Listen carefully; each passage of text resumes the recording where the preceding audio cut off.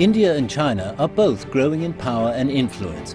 How should the two countries manage their relationship for the good of the Indo-Pacific region?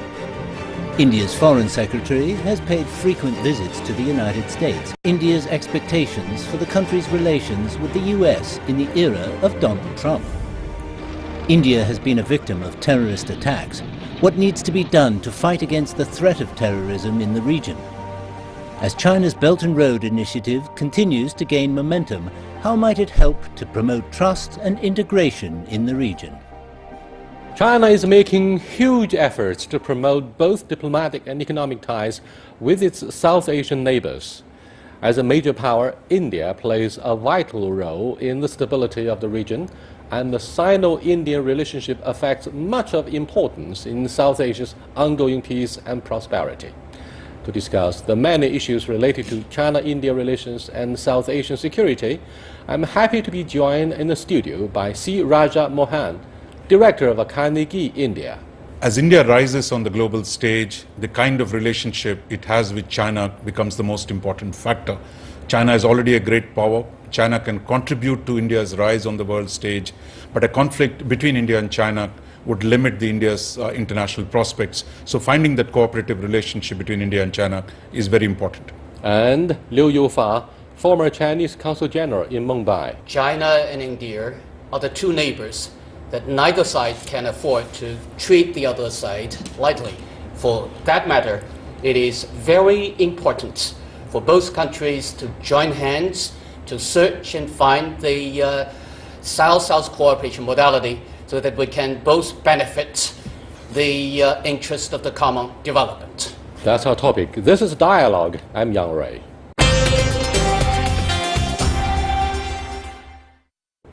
Welcome to Dialogue. Hat in hand, one after another, senior Indian security officials are traveling to the United States of America. Is it the beginning for you to reconsider the chronic policy of non-aligned movement? Because you're very influential as one of the leaders in this global movement.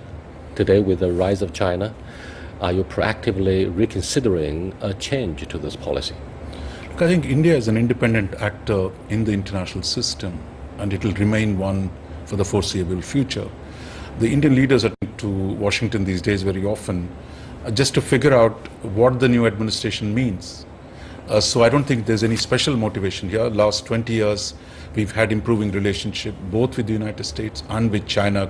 And I think a change of administration, that particularly this one, which seems a bit difficult to understand, that's where the effort is at this point. Where exactly is this administration going? What is this relationship with the other countries in the world? That's where we are. But I don't think this has anything to do with India's independent foreign policy on the world stage. What's your take? India, since its independence, has implemented the policy of neutrality in terms of its foreign policy. This policy and strategy have remained unchanged. I don't suppose India would deviate from this policy, which has been making India a global power with global influence. However, Prime Minister Modi is taking the advantage of a new administration in the United States to seek more benefits of bilateral cooperation, which will be mutually beneficial both to India and the United States. But I'm afraid the foreign policies of many of the neighboring countries of China are being measured and dictated on terms of two things. One is the rapid expansion of China's global stakes, and the other, pivot to Asia. Though President Donald Trump has never said clearly that it will adopt the legacy of the Obama administration in reassuring its influence in China and restricting the alleged assertiveness of a rising China, India has long considered China a strategic competitor in many ways. Now, do you think Prime Minister Modi, during his official visit to the United States, will prioritize his concern about China? And what do you think would be the most likely response from the Donald Trump administration? If you know that some of the administration officials have now said there's no such thing as a pivot or a rebalance to Asia, So you have a new administration in Washington that seems to be discarding many of the previous administration's positions. So we don't know quite clearly where this administration is going to come out. And we're all looking forward to seeing what happens between President Xi and President Trump when they meet shortly in Florida in the coming days. As far as India is concerned, India wants good relationship with both the US and with China. And I think our challenge is, how do I maximize our gains in our engagement with both the countries, and to avoid any potential pitfalls that will come from either a collusion between America and China or a confrontation between Washington and Beijing. Here are some concerns, I'm afraid, our Indian friends will have to take into consideration. One is part of the Sino-Pakistan Economic Corridor will inevitably pass the area in dispute, Kashmir, the line of control. And that has caused an uproar within the circle media, the media circles in your country. The other is China refuses to acknowledge or recognize one of the organizations in Pakistan as a terrorist organization. Yeah.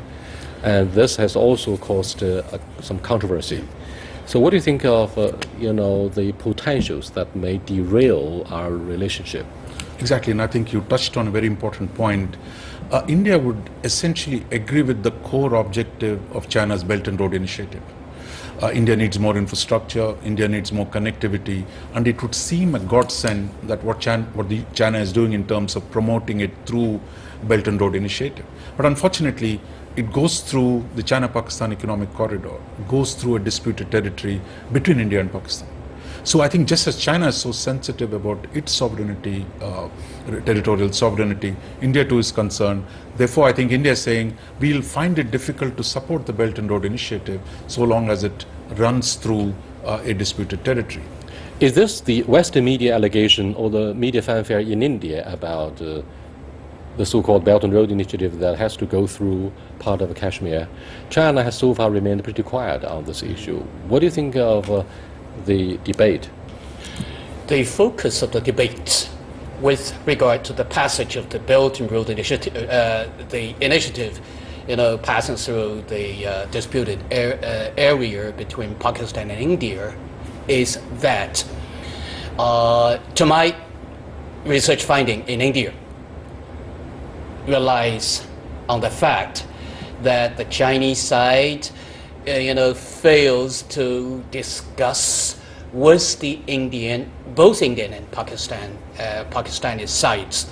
And the second is, our Indian friends are a little bit concerned about the real intention of this corridor jointly built by China and Pakistan. These are the two focal points. You mean, in the other statement of our Indian friends' fears should be the issue of Gwadar, a deepwater port that Definitely. may ship Persian oil through this port to Xinjiang, and that will, from the point of view of Indian security, would be a serious concern. So I think, while we have no problem with the connectivity projects and Western China needs access to the Indian Ocean, the question is it purely a civilian initiative, or does it have strategic and security implications? And that's where I feel India and China have not had substantive consultations. I think India has largely been presented with the initiative. What we need is better understanding.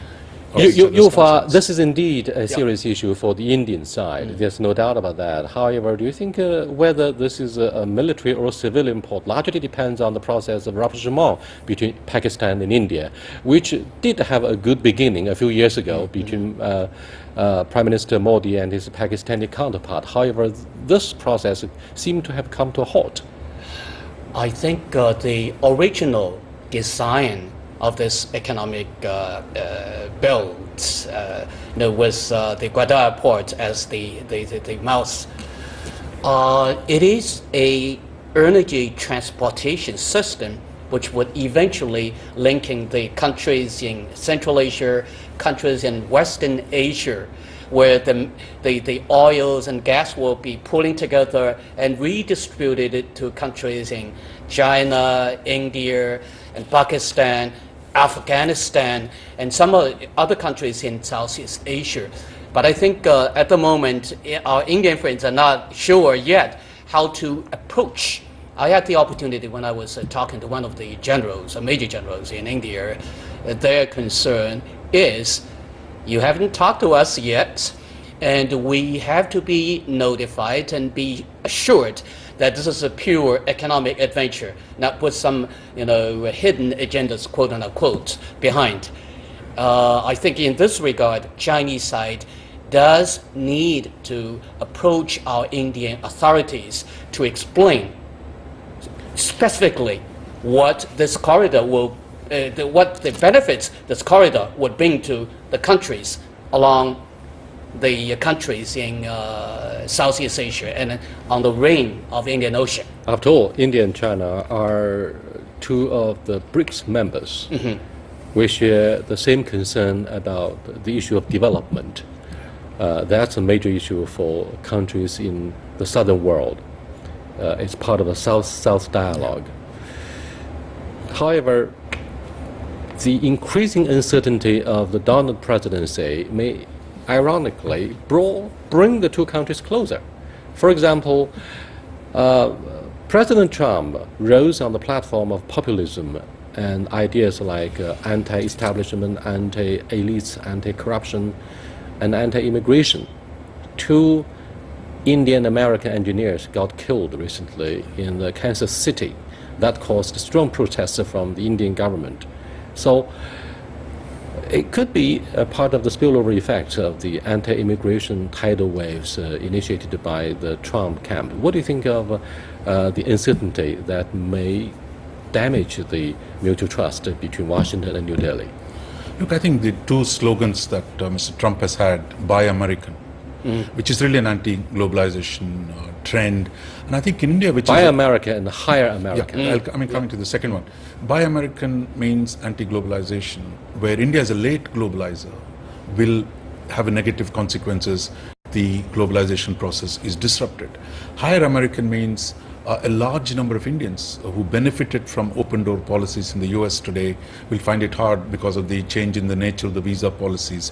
So these two are major problems for India, and I think we hope we can negotiate so that the consequences of a fundamental shift in the US would not be too difficult for us to manage in the coming years.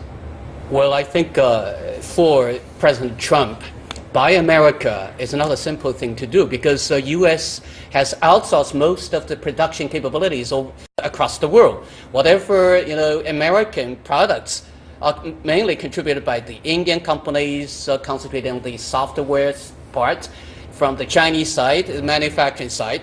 So Buy America simply is buy from the world. So President Trump cannot do much in this regard.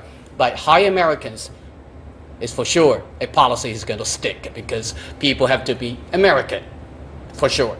The issue is whether jobs will go back to the United States to assist the reindustrialization of American economy. And when labor costs are rising, commodity prices are rising in China, seriously undermining the legitimacy of multinationals in China, their presence here.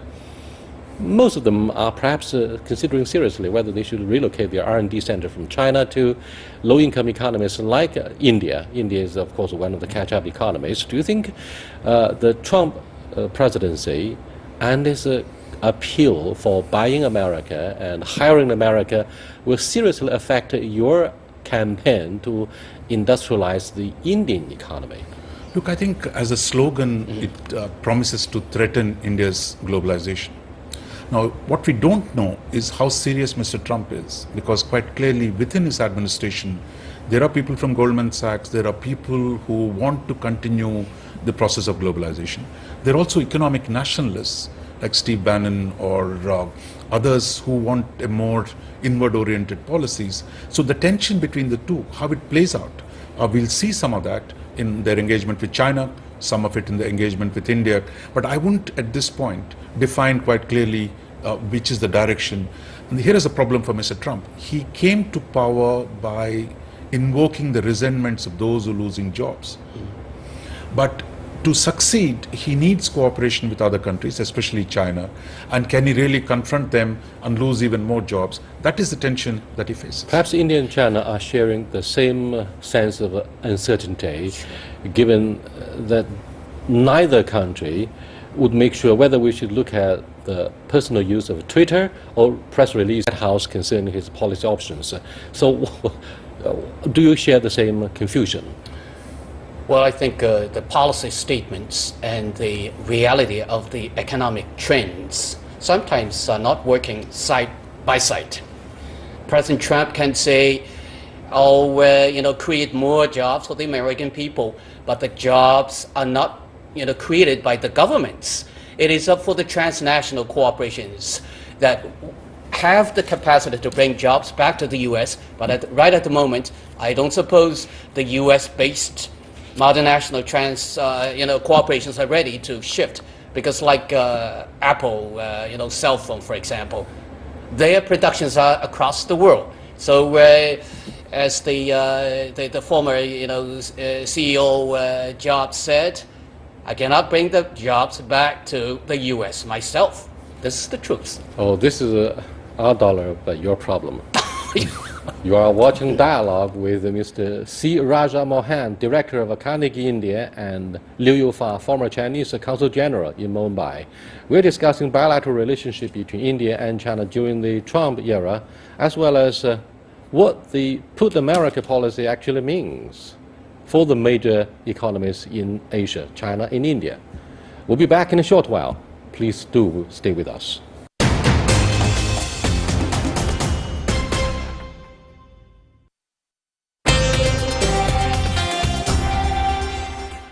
Welcome back, gentlemen. So, what will be done to mend the ties between India and China, which might have been frayed by the killing of one Indian-American engineer in Kansas? Such kind of spats would often occur between your two countries, like the body search of your former president, and that also caused India to be infuriated. Look, I think there is a lot of random violence in the US, and at this point a lot of people feel empowered. But I think there are contradictory trends. For example, this election saw 4 Indian Americans get elected to the House of Representatives, and the Senate, first ever Indian American being elected as a senator from California. So you have that trend of where increasing influence of the Indian Americans. But at the same time, you've seen the opposition to insourcing of labor and outsourcing of work generate resentments against India.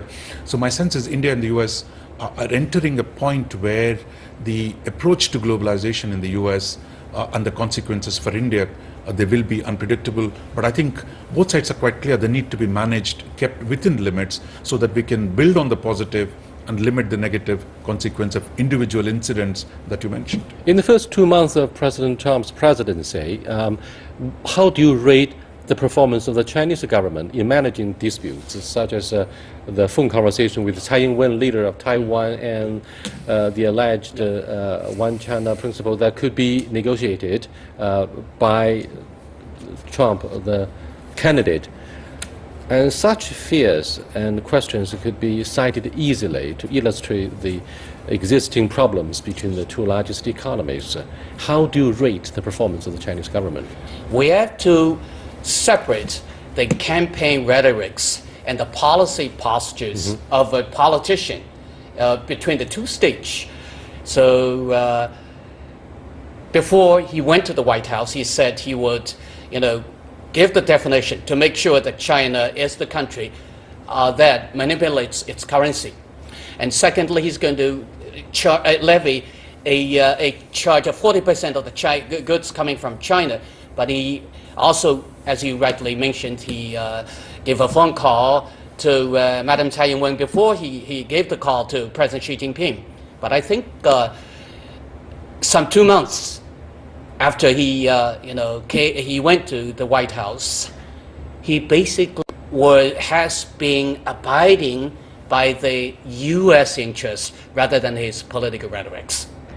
In fact, we have found out the learning curve President Trump is going through is much shorter than all the previous presidents who established the relations with China. You seems more optimistic about Donald Trump looking more presidential after 2 months in the White House.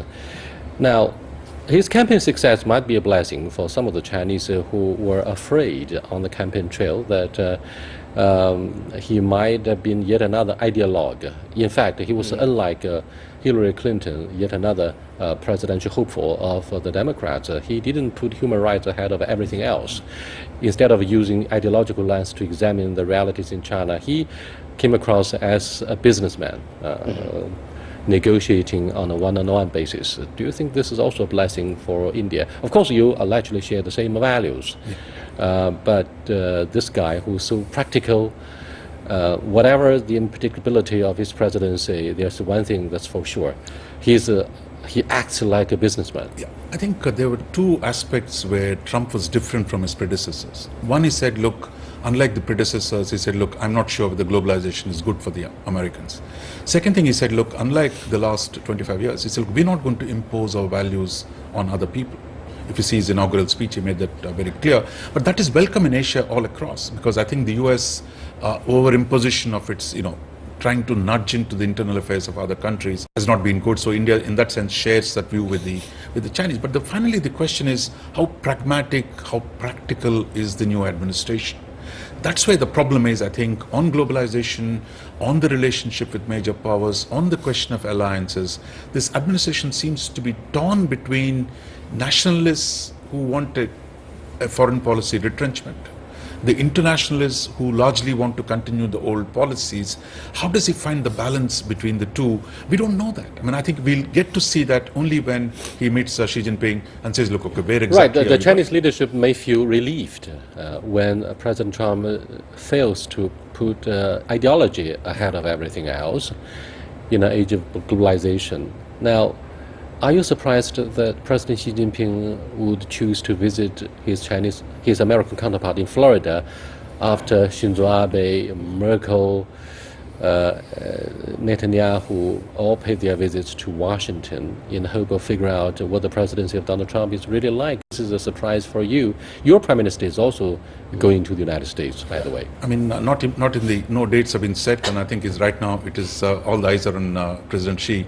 I think the Chinese are pragmatic. I mean, I think we admire that in the Chinese, though there has been a lot of rhetoric about China and the confusion that it has been generated. I think the Chinese are saying, look, there is a practical way of engaging and doing business with the US leaders. And I think you have had great experience doing that. And I think there is a confidence in Beijing, I think from what I see, that you can actually look at this practically and engage him. And my sense is, Xi, I think, has an opportunity to signal to Trump that, look, don't try to be ideological on one China, two China policies. Let's respect each other's core interests. And if you're willing to address China sensitivities, China could be helpful for you in creating jobs at home. In your observation, gentlemen, do you think we have more disputes with the United States than those between Germany and the United States across the Atlantic Ocean? Very short answer, yes or no? I think the weight of China is so heavy on the US policies, they can't really afford a confrontation. And your answer? In terms of common development, President Trump has more new interests with China than with the old partner, Germany. The next question, therefore, is what do you think of the possibility that President Trump would refuse to shake hands with his Chinese counterpart in front of the media?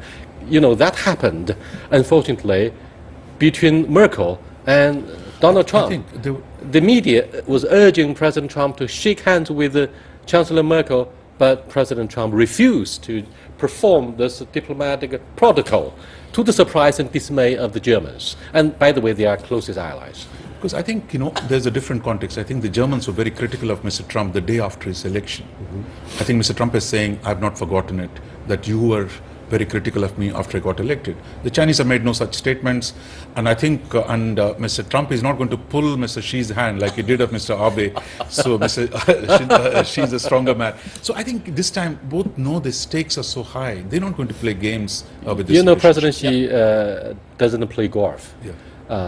He might be able to play ping pong, which served as a diplomatic means to bring the two countries together in 1972 when Richard Nixon came over. That the ping pong diplomacy did lay groundwork for resuming or resumption of the bilateral relationship. What do you think would be happening between these two presidents at the summit instead of using golf as a means? I think, as I watched, President Trump has 4 priorities for him to start with the first 100 days in office, or for that matter, for the first term of 4 years when he is in the White House. Make America strong again. American first. Infrastructure construction to promote U.S. trade. These are the 4 areas where China and the United States most outstanding convergence of interest. So these 4 cards will be definitely on the cards when President Xi Jinping is with President Trump in Florida, his residence. Neither could President Trump play cricket. So what would be the thing that can bring India and the United States closer, other than the common values? I mean, you talk about India and the United States. Yes. No, I think, look, we have, as in India as a growing market, has opportunity to help the US, whether it is job creation, whether it is reducing the costs of medical insurances in the US. So India has its value as a future opportunity. But right now, the weight of the Chinese economy is so high, the managing the contradictions with China are immediate priority. For one consideration for us is, if US and China talk about a G2, that is, if there is a collusion between US and China, that will cause problems for India. And similarly, if there is too much of a confrontation too, we would not, like rest of Asia, see such a confrontation. I'm a little bit surprised at your sense of insecurity between the United States and China, because you are afraid of being sacrificed in any serious negotiations. Do you think during the absence of American leadership from this process of globalization, the Pacific Ocean is big enough to accommodate the needs of the 3 major economies, India, China, and the United States? No, I think it's big enough. I think what you mentioned is the 4th industrial revolution, in which the Indian scientists are playing a big part. What consequences does it have to the power relationship between the major countries? And that's what we don't know at this point of time.